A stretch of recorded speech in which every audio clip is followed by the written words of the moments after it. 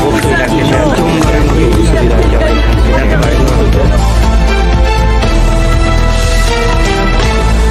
আসসালামু আলাইকুম, আশা করি সবাই ভালো আছেন, সবাই সুস্থ আছেন।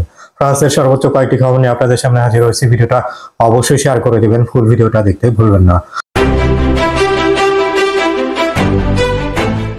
প্রথমত, ফ্রান্সের সরকার নতুন এক উদ্যোগ নিয়েছে। 29 মে থেকে এটা শুরু করে দিবে। যে সকল ব্যক্তিরা ধূমপান করে থাকেন তাদের জন্য খুবই খারাপ, কারণ হলো এটা নিষেধাজ্ঞা করে দিয়েছে সমুদ্রের পাড়ে, স্কুলের সামনে বা আপনারা যে সকল জায়গাতে বাচ্চারা চলাফেরা করে থাকে, স্কুলের সামনে বা বাস অফিসের ওখানেতে ধূমপান করা নিষিদ্ধ করে দিবে এবং সাথে করে যদি কেউ এমনটা করে তাহলে জরিমানাও করা হবে বলে তারা জানিয়েছেন।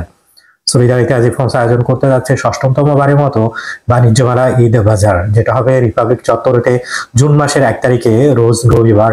আপনারা অবশ্যই আসবেন, সকাল 10টা থেকে রাত 8টা পর্যন্ত এই মেলাটা আমাদের থাকবে। অবশ্যই আপনারা সবাই আসবেন। বাংলাদেশে যে ঈদের আমেজটা পেতেন সেটা অবশ্যই আপনারা ফিরে পাবেন।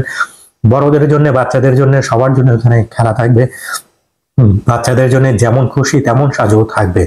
আর দেরি করবেন না, অবশ্যই চলে আসবেন সবাই দলে দলে এই মেলাতে। এটা বাংলাদেশিদের মেলা, তো সেই ক্ষেত্রে অবশ্যই আপনারা চলে আসবেন এই মেলায়। মার্সাই শহরেতে একজন অ্যাম্বুলেন্স চালককে যে যাবজ্জীবন জেল দিয়েছে, কারণ তিনি যখন অ্যাম্বুলেন্স চালাতো ভুয়া কিছু বিল দিয়েছিল, যার কারণে দেখা গিয়েছিল প্রায় টোটাল 2.3 বিলিয়ন ইউরো তিনি আত্মসাৎ করেছে। সাথে করে তিনি একটা বিল্ডিংও কনস্ট্রাকশন করেছে। লাক্সারিয়াস জীবনযাপন করতো এই ব্যক্তি। তার স্ত্রীকে সাথে আরো 2জনকে আটক করেছে পুলিশ এবং তাদেরকেও সাজা দিয়েছে।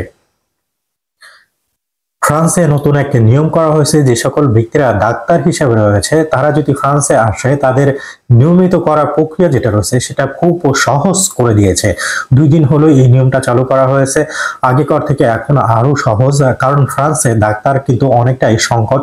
এর কারণে তাদেরকে ডাক্তার যারা রয়েছে তাদেরকে এখানেতে চাচ্ছে ফরাসি সরকারও। এর কারণে যদি কিনা বাংলাদেশ থেকে কেউ ডাক্তার হয়ে থাকেন তারা কিন্তু সরাসরি অ্যাপ্লাই করেও এখানেতে আসতে পারবেন যদি কিনা আপনারা চান। অবশ্যই 22 বছরের এক যুবককে রাস্তার মধ্যে গুলি করে মেরে ফেলে দিয়েছে পুলিশ। তাদের বক্তব্যের উপর ভিত্তি করে বলা হচ্ছে যে ওই 22 বছরের যুবক তিনি এক গান বের করেছিল, এর কারণেতে তার ভাইয়ের চোখের সামনে এমনটাই করেছে। এর পিছনে আর কি কি ঘটনা রয়েছে এখন পর্যন্ত বিস্তারিত জানা যায়নি। ফ্রান্সে ঘাটতির কারণেতে দেখা গিয়েছে 2 জন ফরাসির মধ্যে একজন ফরাসি তারা চাচ্ছে যাতে করে যে সকল সামাজিক সাহায্যগুলো রয়েছে সেই সাহায্যগুলো যাতে করে কমিয়ে দেওয়া হয়, যাতে করে যে ঘাটতিটা রয়েছে ফ্রান্সের সরকারের সেই ঘাটতিটা যাতে পূরণ করতে পারে।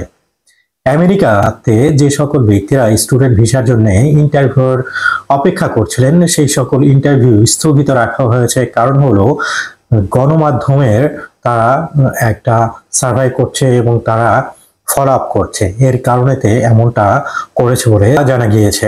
ভিডিওটা অবশ্যই শেয়ার করে দিবেন। আসসালামু আলাইকুম।